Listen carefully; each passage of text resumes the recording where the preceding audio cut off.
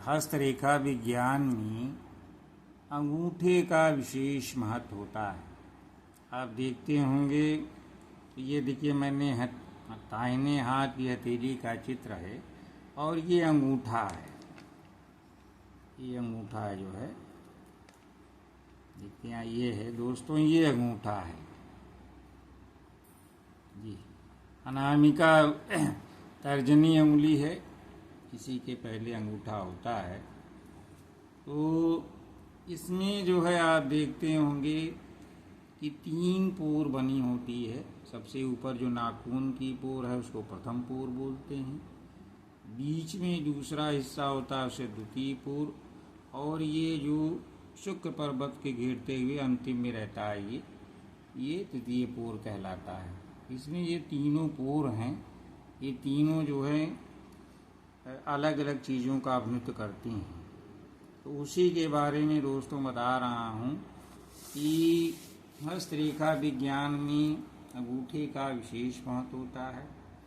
अंगूठे के जो पोर की लंबाई है से मनुष्य की मानसिक उच्चता या निम्नता की जानकारी मिलती है। अंगूठे के 3 पोर 3 प्रवृत्तियों के प्रतीक माने जाते हैं।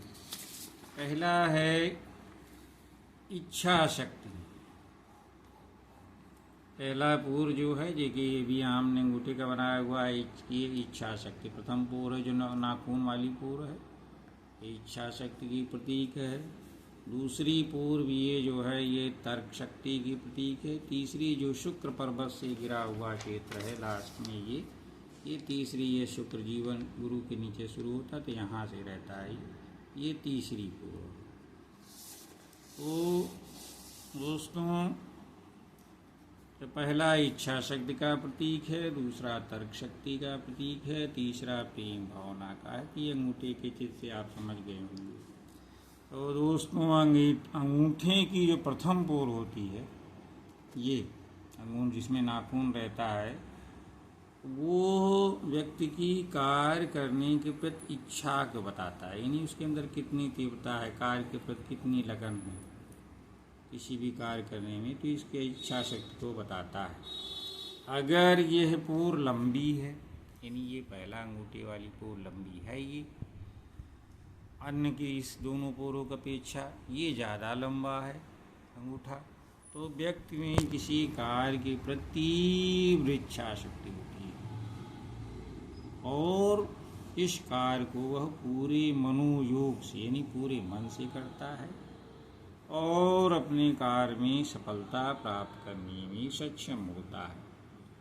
बहुधा देखा गया है कि ऐसे लोगों का जो मेंटल लेवल होता है, मानसिक स्तर उच्च लेवल का होता है, यानी मानसिक रूप से काफ़ी विकसित होता है। दिमाग प्रदर्शन करने की भावना यानी दिखाने की भावना, लोग हमें देखें, ऐसे लोगों में ज़्यादातर पाई जाती है और अपनी बातों से लोगों को प्रभावित करने की ऐसे लोग क्षमता आती रहती है। ये जो गुण है अगर लंबा है वो प्रथम पोर ये वाला, ये द्वितीय तृतीय इन दोनों पोरों से लंबा है, ये गुण पाया जाता है। अब दोस्तों, इसके विपरीत यही है कि इसके विपरीत अगर देखते होंगे कुछ लोगों का अंगूठा छोटा होता है और ये सब दूरियां भी काफ़ी कम होती हैं, छोटे छोटे होते हैं। ये लोग मानसिक शक्तियों का प्रयोग कम करते हैं, मेंटल का। ये लोग शारीरिक शक्ति का ज़्यादा प्रयोग करते हैं और किसी कार्य को करने में बड़ा हठी होते हैं। जब तक पूरा नहीं कर लेते मानते नहीं, किसी भी साधन से करेंगे लेकिन करेंगे जरूर, यानी कार्य पूरा करके ही मानते हैं। विचारों में हठी होते हैं, लचीलापन नहीं होता है। अंगूठे की जो दूसरी पोर है ये तर्क शक्ति का प्रतीक है। यदि यह पर पोर विकसित है, यानी ये दिखाई देता है, तो व्यक्ति किसी कार्य को करने में तर्क शक्ति यानी सूझबूझ के साथ कार्य करता है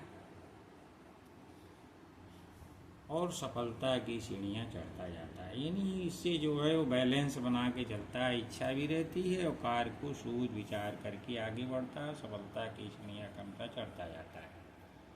इसी प्रकार जो तीसरी पूर्व है, जो ये तीसरी पूर्व है, ये जो कि जो है ये शुक्र पर्वत से जुड़ी हुई है। ये शुक्र पर्वत प्रेम भावना संगीत हैं, इसका प्रतीक है। तो इनसे जो जुड़ा रहता है, तो तीसरी पूर्व का क्या महत्व है?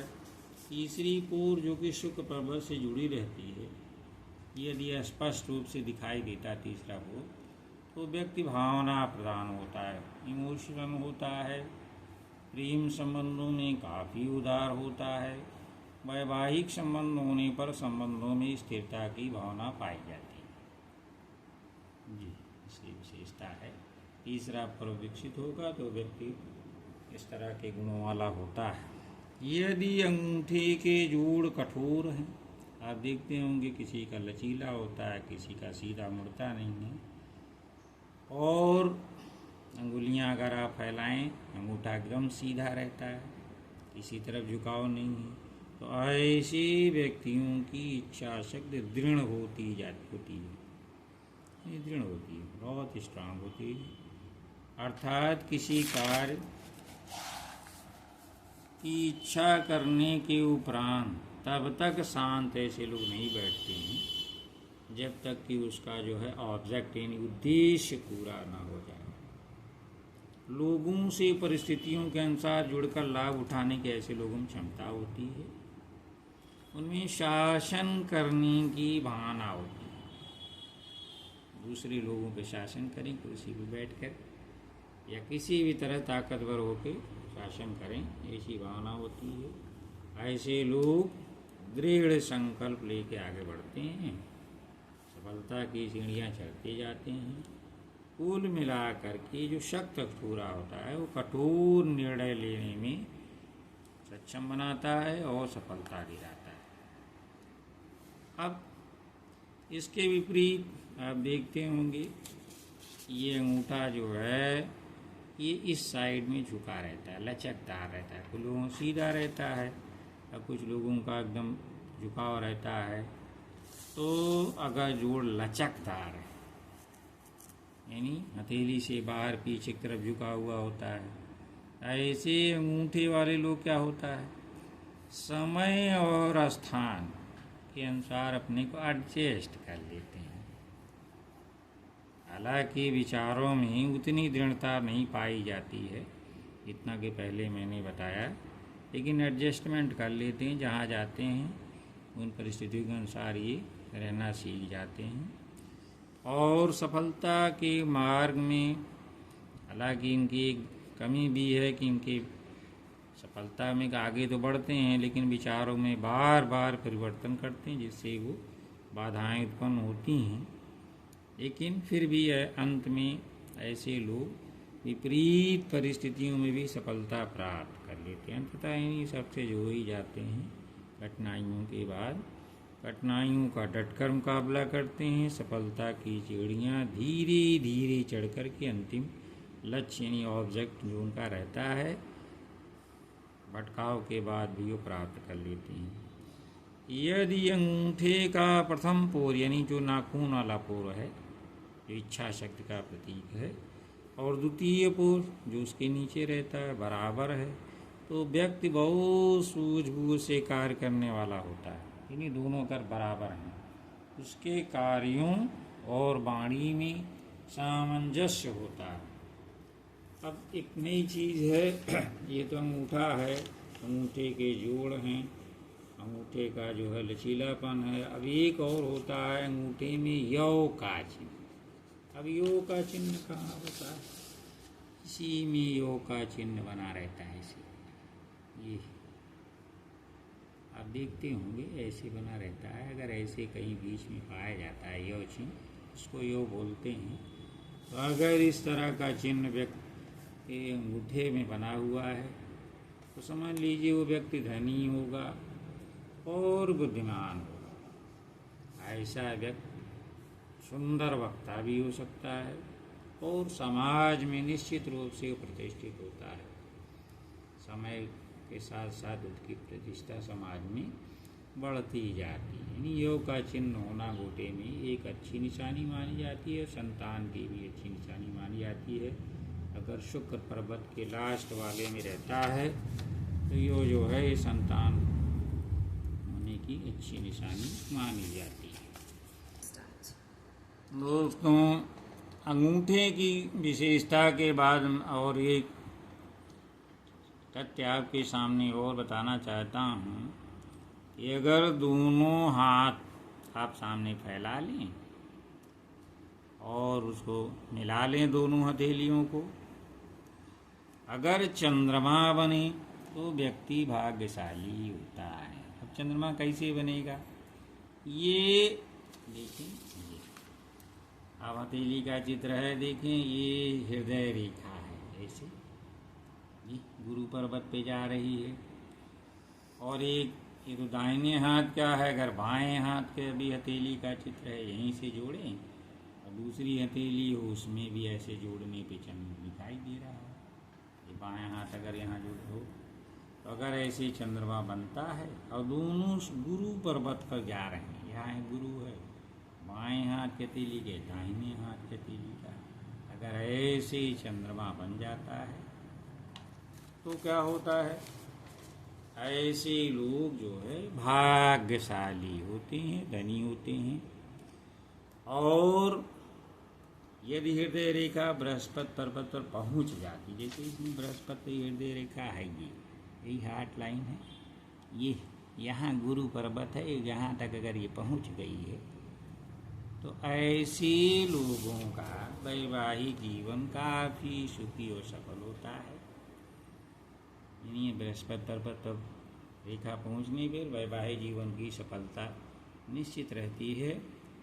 वहीं यदि हृदय रेखा शनि पर्वत के नीचे ही समाप्त हो जाए, ये अब यही हृदय रेखा है, यहाँ यहीं खत्म हो जाए, बस इधर आगे न बढ़े गुरु पर, यहीं खत्म हो जाएगी, ये छोटी है, यानी अर्ध चंद्रमा बनेगा, पूरा तो बनेगा नहीं, पूरा होगा तभी अर्ध चंद्रमा होगा। तो अगर हृदय रेखा शनि पर्वत के नीचे समाप्त हो जाती है तो क्या होता है दोस्तों, वैवाहिक मसलों में असफलता मिलती है। विवाहित होते हुए भी अगर विवाह शादीशुदा लोग हैं, ऐसे लोग वैवाहिक संबंधों में रुचि कम रखते हैं। तो कभी कभी तो ऐसी स्थिति बन जाती है कि ऐसे लोग अलग रहना पसंद करते हैं। अब कुछ लोग तो इतने दुरंदर होते हैं कि वैवाहिक बंधन में बंधना ही पसंद नहीं करते। नहीं हो समझ लीजिए धार्मिक टाइप के होंगे, नेतागिरी लाइन होंगे, धार्मिक होंगे, इस सबसे बंधनों में फंसना ही नहीं पसंद करते। तो इस तरह से देखा आपने दोस्तों की हथेली में अंगूठे का अपना एक बड़ा महत्व है। अंगूठा किसी व्यक्ति की चरित्र को बताने में बड़ा सहायक होता है। अंगूठे की तीनों कोर को देख करके मनुष्य के मानसिक विकास, उसके आचरण का काफ़ी कुछ अनुमान लगाया जा सकता है। तो दोस्तों आज का ये वीडियो जिसमें मैंने आपको अंगूठे के बारे में बताया है, आपको कैसा लगा, और इससे यदि आप लाभान्वित होते हैं या और कुछ सीखने की इच्छा रखते हैं तो हमारे इसी चैनल पे हस्तरेखा विज्ञान के बारे में मैंने कई वीडियो डाले हैं। अगर आप उसका सबका सम्यक मिला के देखेंगे तो काफ़ी कुछ आपको हस्तरेखा के बारे में ज्ञान हो सकता है, जिससे आपको लाभान्वित हो सकते हैं। धन्यवाद।